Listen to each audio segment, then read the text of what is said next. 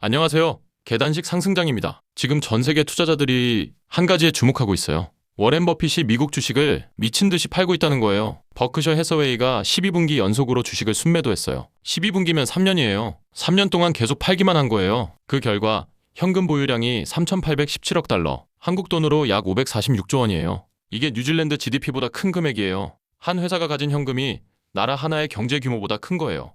역대 최대예요. 뭘 팔았냐면요. 애플 주식을 3분의 2나 팔았어요. 버크셔 포트폴리오에서 가장 큰 비중이었던 애플을요. 뱅크 오브 아메리카도 대량으로 매각했고요. 자사주 매입도 5분기 연속 중단했어요. 자기 회사 주식도 비싸다고 안 사는 거예요. 왜 이러는 걸까요? 에드워드 존스의 짐 샤나한 애널리스트는 이렇게 분석했어요. 버핏의 눈에는 지금 당장 큰 기회가 보이지 않는다는 뜻이다. 현재 S&P 500의 PER이 21.5배로 역사적 평균 18배보다 훨씬 높거든요. 버핏 눈에는 미국 주식 전체가 비싸 보이는 거예요. 그런데 말이에요. 미국 주식을 이렇게 미친 듯이 팔면서 딱 하나 절대 안 파는 게 있어요. 오히려 더 사고 있어요. 일본 주식이에요. 버핏은 2020년 8월에 일본의 5대 종합상사 주식을 사기 시작했어요. 미쓰비시 상사, 미쓰이 물산, 스미토모 상사, 이토추 상사, 마루베니 이 5개 회사예요. 처음에 각각 5%씩 샀어요. 그 뒤로 꾸준히 늘려서 지금은 10%가 넘어요. 그리고 주주총회에서 이렇게 선언했어요. 이 주식은 50년간 팔지 않겠다. 50년이에요. 반세기요. 미국 주식은 3년째 팔면서 일본 주식은 50년 보유를 선언한 거예요.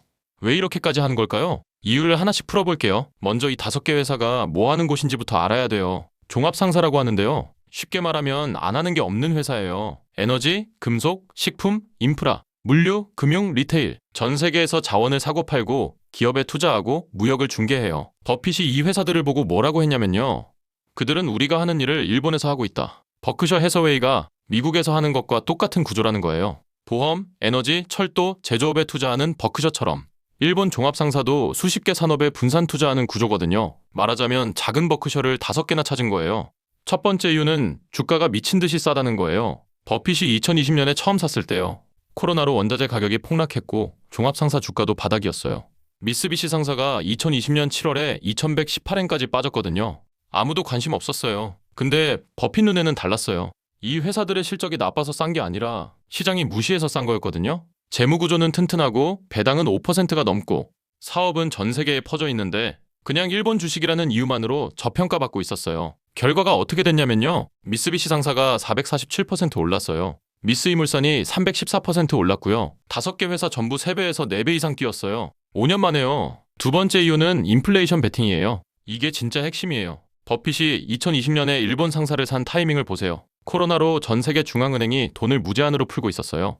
그러면 다음에 뭐가 오겠어요? 인플레이션이에요. 물가가 오르면 원자재 가격이 뛰잖아요. 석유, 가스, 금속, 농산물 이걸 사고 파는 회사가 바로 종합상사예요. 실제로 코로나 이후에 인플레이션이 폭발했고 러시아 우크라이나 전쟁으로 에너지 가격이 폭등했고 종합상사 실적이 역대급으로 터졌어요. 버핏이 이걸 미리 본 거예요. 그리고 지금도 똑같은 구조가 반복되고 있어요. 지금 이란 전쟁으로 유가가 100달러를 넘었잖아요. 호르무즈 해협 봉쇄 위기에 에너지 가격이 폭등하고 있고요. 금값도 올해 1월에 온스당 5,595달러로 사상 최고를 찍었어요. 블룸버그는 2월에 워렌 버핏이 투자한 일본 대형 상사가 2026년 귀금속 가격 급등의 최대 수혜주가 될 수 있다. 고 분석을 내놨어요. 일본 5대 상사는 전 세계 광산에 투자하고 있거든요. 금값이 오르면 이 회사들 실적이 직격으로 좋아지는 구조예요. 세 번째 이유는 환율 마법이에요. 이건 진짜 천재적인 구조인데요. 보통 한국 사람이 일본 주식을 사려면 원화를 엔화로 바꿔야 하잖아요. 그러면 환율 위험이 생겨요. 엔화가 떨어지면 주가가 올라도 환차손이 나거든요. 버핏은 이 문제를 완전히 다른 방식으로 풀었어요. 사무라이 본드라는 걸 발행한 거예요. 사무라이 본드는 엔화로 된 채권이에요. 쉽게 말하면 일본에서 엔화로 돈을 빌린 거예요. 빌린 엔화로 일본 주식을 산 거예요. 이게 왜 천재적이냐면요. 엔화로 빌려서 엔화 자산을 사니까 환율 위험이 제로예요. 게다가 일본 금리가 엄청 낮잖아요. 거의 0%에 가까운 이자로 돈을 빌려서 배당 5%는 넘는 주식을 사는 거예요. 빌리는 이자보다 받는 배당이 훨씬 많으니까. 돈을 빌려서 투자하는데 오히려 이득인 구조인 거예요. 이걸 캐리 트레이드라고 하는데요. 레버리지를 극도로 싫어하는 버핏조차 이 구조에는 고개를 끄덕인 거예요. 네 번째 이유는 일본의 변화예요. 이건 많은 사람들이 놓치는 부분이에요. 일본 기업들이 달라지고 있어요. 과거에는 주주무시가 심했거든요. 현금을 쌓아놓고 배당도 안 하고 자사주 매입도 안 하고 그래서 외국인 투자자들이 일본을 싫어했어요. 근데 아베노믹스 이후로 일본 정부가 기업 지배구조 개선을 밀어붙였어요.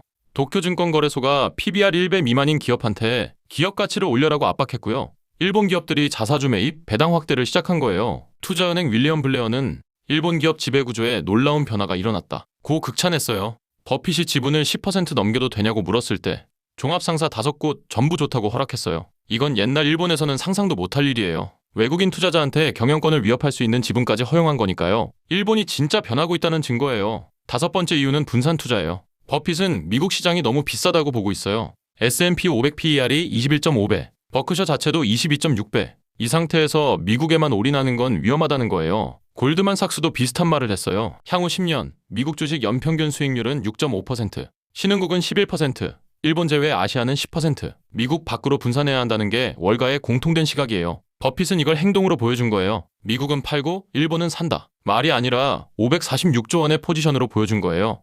그러면 여기서 우리한테 중요한 질문이 하나 있어요. 버핏은 왜 한국이 아니라 일본을 선택했을까? 한국에도 좋은 기업이 많잖아요. 삼성전자, SK하이닉스, 현대차. 근데 버핏은 한국을 안 샀어요. 이유가 뭘까요? 코리아 디스카운트 때문이에요. 한국은 기업 지배 구조가 여전히 불투명하고 소액주주 보호가 약하고 배당 성향도 낮거든요. 일본은 이 문제를 정부 차원에서 바꿨어요. 한국은 밸류업 프로그램을 발표했지만 발표 후 1년 동안 코스피가 오히려 2.8% 빠졌어요. 일본 니케이는 버핏이 투자한 후 5년간 29% 올랐고요. 같은 밸류업인데 결과가 완전히 달라요. 왜냐면 일본은 구조를 바꿨고 한국은 구호만 외쳤거든요. 여기서 중요한 건 버핏의 판단이 언제나 맞는 건 아니라는 거예요. 투자에는 리스크가 있어요. 엔화가 갑자기 강세로 돌아서면 사무라이 본드 전략이 부담이 될 수 있고요. 원자재 가격이 폭락하면 종합상사 실적도 꺾일 수 있어요. 버핏 본인도 2026년 1월에 CEO에서 물러났고 새 CEO 그레그 에이벌이 같은 전략을 유지할지도 지켜봐야 돼요. 다만 버핏은 회장직은 유지한다고 했고 일본 투자 방향은 바뀌지 않는다고 했어요. 50년 보유를 선언한 건 은퇴 이후에도 이 전략을 유지하라는 유언장 같은 거예요. 즉 워렌 버핏은 미국 주식을 12분기 연속 팔면서 현금 546조를 쌓았어요. 근데 일본 5대 종합상사만큼은 50년 보유를 선언했어요. 이유는 5가지예요. 하나, 시장이 무시해서 미친 듯이 싼 가격. 둘, 인플레이션 시대의 원자재를 다루는 회사. 셋, 사무라이 본드로 환율 위험 제로. 넷, 일본 기업 지배구조의 근본적 변화. 5, 비싼 미국에서 벗어나는 분산 투자. 그리고 지금 이란 전쟁과 유가 100달러 시대가 버핏의 5년 전 판단이 또 한 번 맞았다는 걸 증명하고 있어요. 물론 이 영상은 특정 종목의 매수나 매도를 권유하는 게 아니에요. 투자 판단은 각자의 몫이에요. 다만 세계 최고의 투자자가 왜 이런 선택을 했는지 그 구조를 이해하면 우리 투자에도 분명히 도움이 될 거예요. 이 영상이 도움이 됐으면 좋아요 한번 부탁드릴게요. 다루면 좋겠다 싶은 주제가 있으면 댓글로 남겨주세요. 계단식 상승장에서 다루겠습니다.